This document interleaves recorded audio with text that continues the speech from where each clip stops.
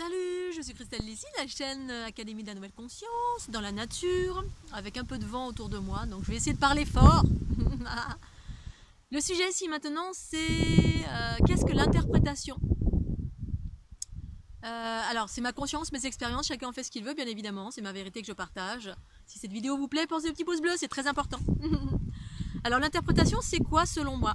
C'est lorsque eh bien, vous écoutez quelqu'un qui vous raconte quelque chose. Ce quelque chose, c'est son expérience, sa vérité donc, et vous êtes en train de l'écouter. Et puis, eh bien, si vous n'êtes pas forcément que dans l'écoute, vous avez envie d'interagir, c'est-à-dire d'avoir à dire quelque chose à ce que vous avez entendu, sans qu'on vous le demande, c'est ce qui se passe très souvent, eh bien, on va interpréter la plupart du temps ce que l'on entend. Interpréter, ça veut dire que ce que l'autre nous raconte, l'autre va utiliser des mots, et ces mots-là, eh bien, pour moi, les mots n'ont de sens que celui qu'on leur donne, même s'il y a un dictionnaire, même s'il y a des généralités. Par exemple, alors je fais référence à moi, bien évidemment, quand j'explique mon expérience, ma conscience, etc., j'utilise des mots, et puis ces mots, quand je fais référence au féminin sacré, à la conscience, j'utilise des termes, eh bien, ces mots, pour moi, veulent dire une certaine chose qui ne correspond pas forcément à l'expression ou l'expression de l'autre, la définition qu'en a une autre personne. Donc l'autre personne qui vous écoute va toujours interpréter en cela. Elle va entendre féminin sacré, et pour cette personne, le féminin sacré, la définition c'est ça, ça et ça. Et pour moi, ça va être autre chose, ça va être ça, ça et ça. Puisque à partir de la conscience unitaire, en tout cas la mienne, eh bien, y a plein de choses que j'ai redéfinies. Quand j'évoque la Kundalini, par exemple, eh bien, tout le monde va s'entendre à comprendre ou va interpréter dans le sens où vous avez une définition, ou alors cette définition, vous l'avez prise dans le dictionnaire si vous ne vivez pas, vous, la Kundalini. Et quand bien même si on la vit soi-même, eh bien, ma version de la Kundalini peut être totalement différente de la vôtre. C'est la raison pour laquelle, à partir de la conscience unitaire en soi, l'état d'écoute est important. Et surtout, voilà, écouter l'autre dans le sens où l'autre va peut-être exprimer qu'est-ce que c'est pour lui le féminin sacré, ou elle, qu'est-ce que c'est pour elle la Kundalini, comment elle le vit, etc., plutôt que d'interpréter. Voilà, ce qu'on peut interpréter et être dans le total malentendu, c'est-à-dire qu'on va...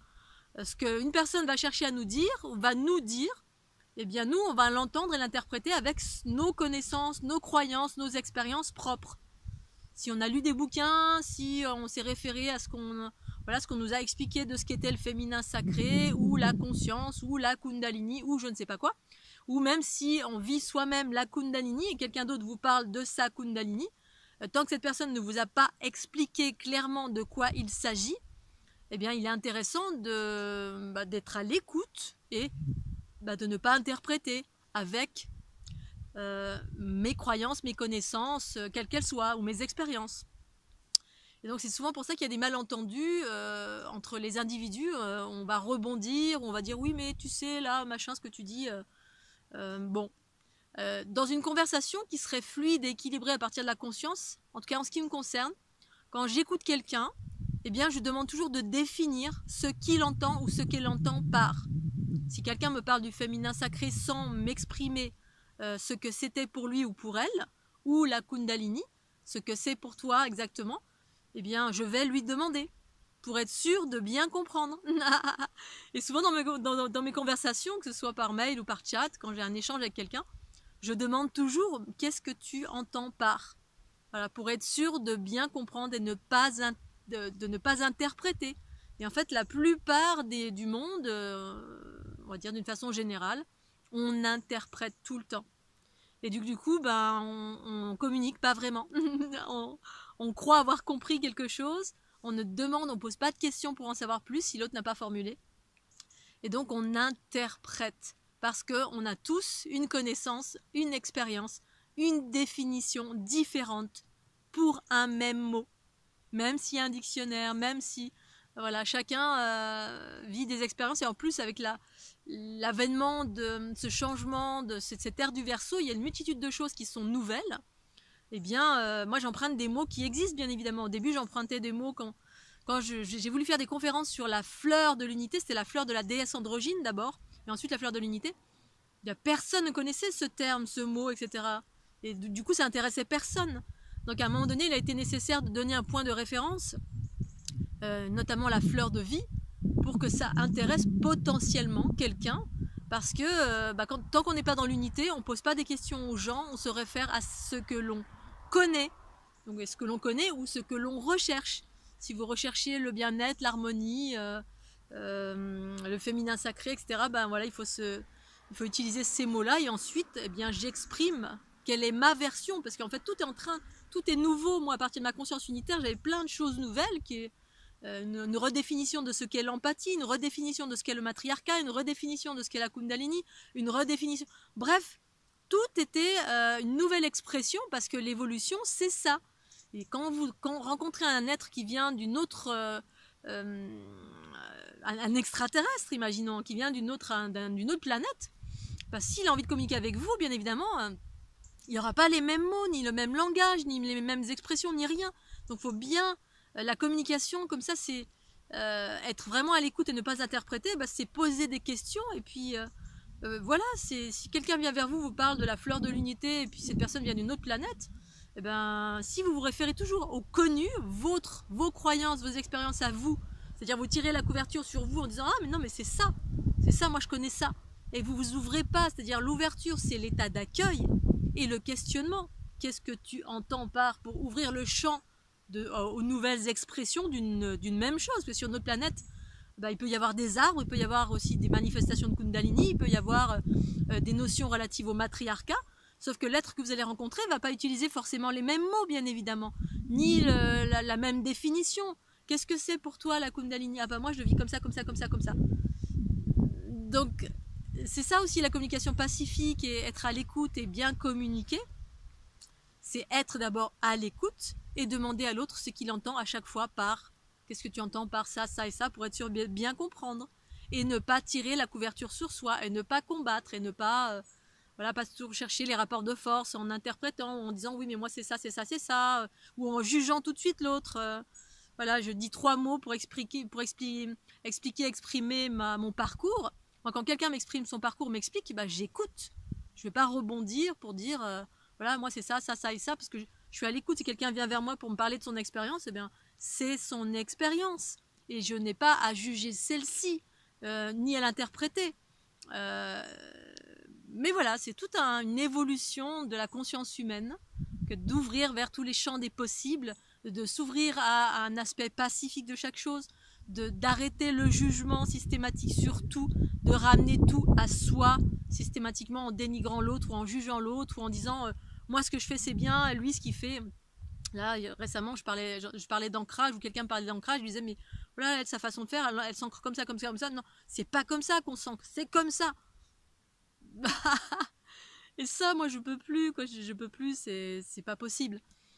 J'ai ma façon de m'ancrer, alors tout est dans l'expression bien évidemment. Moi quand je parle de l'ancrage, moi je m'ancre comme ça, comme ça, comme ça. Quand j'exprime, je fais un thème sur l'ancrage. Ma façon de m'ancrer, c'est comme ça, comme ça, comme ça. Maintenant, tous les autres, il y a 1001 façons de s'ancrer, il y a 1001 expressions. Chacun fait comme il veut, comme elle le souhaite, comme il le souhaite. Je n'ai pas à juger cela. Si pour toi, l'ancrage, c'est imaginer, visualiser, je sais pas, un arbre, et puis les racines dans la terre, etc., super, tant mieux si c'est ok pour toi. Honnêtement, je m'en fous. Ce qui est important, moi, c'est de partager sans chercher à convaincre. L'unité en moi m'indique des chemins d'aspect pacifique et acceptation de tout ce qui est comme étant une réalité juste et parfaite. Tu es dans le chaos, tu tires une balle dans le pied, ça t'appartient. Je peux l'observer et l'exprimer. En revanche, c'est vrai, quand je fais mes vidéos, j'observe des gens qui sont dans le chaos, qui vivent des mécanismes qui les amènent à souffrir, à vivre le chaos, à faire ceci, à faire cela. Mais j'observe ça de loin, je l'exprime, parce que j'exprime 2 mécanismes. D'un côté, ce qui amène vers le chaos, la souffrance, et d'un côté, ce qui amène vers l'harmonie. Selon moi, bien sûr, c'est ma vérité. Ça ne veut pas dire que c'est la vérité générale. Il n'y a pas de vérité générale. Il n'y a que des vérités individuelles et puis aussi des vérités universelles. Mais il n'y a que moi qui les reconnais. Je ne cherche pas à convaincre. Bref. Et dans ces deux mécanismes qui, pour moi, génèrent du chaos ou de l'harmonie, eh bien, chacun fait comme il veut, parce que on est tous dans un champ d'expérimentation, c'est-à-dire d'évolution, où le chaos a sa juste place. C'est-à-dire se tirer une balle dans le pied, ça fait partie intégrante d'un processus évolutif d'un être, ou d'une planète, ou d'un peuple, ou de n'importe quoi, on s'en fout. Progressivement, cet être qui se tire une balle, je suis passée par là, voilà, on se tape la tête contre le mur, on souffre, on fait les mêmes schémas répétitifs jusqu'à un moment donné, on modifie le tir en se disant là je suis plutôt allé dans ce chemin-là qui est plus doux, plus harmonieux.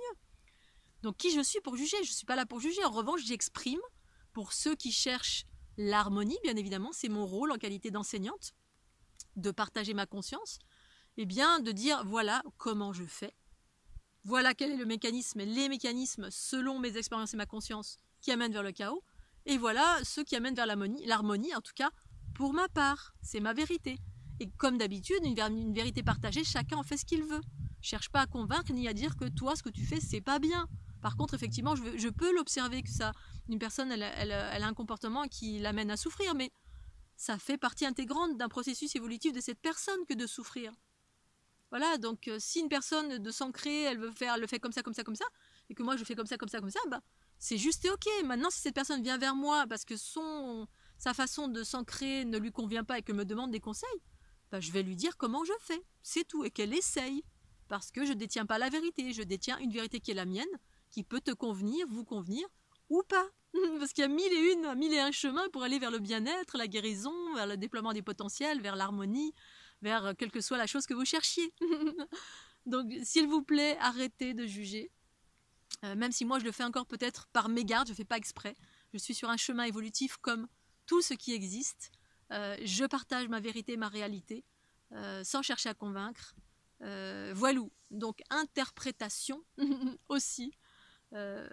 Ça fait partie des chemins de l'ouverture de la conscience en soi pour aller vers un espace de soi plus pacifique, plus fluide, plus dans l'amour de moi-même, mais bienveillant vis-à-vis de l'autre. C'est-à-dire, il y a une forme de détachement qui se fait que, voilà, progressivement, pour s'occuper de soi et de partager mon bonheur, mon bien-être, mon évolution. C'est ce que je fais à ce jour. Voilà, Scooby-Doo, je vous fais un gros bisou et puis pensez à petit pouce bleu. Bisous. Mouah.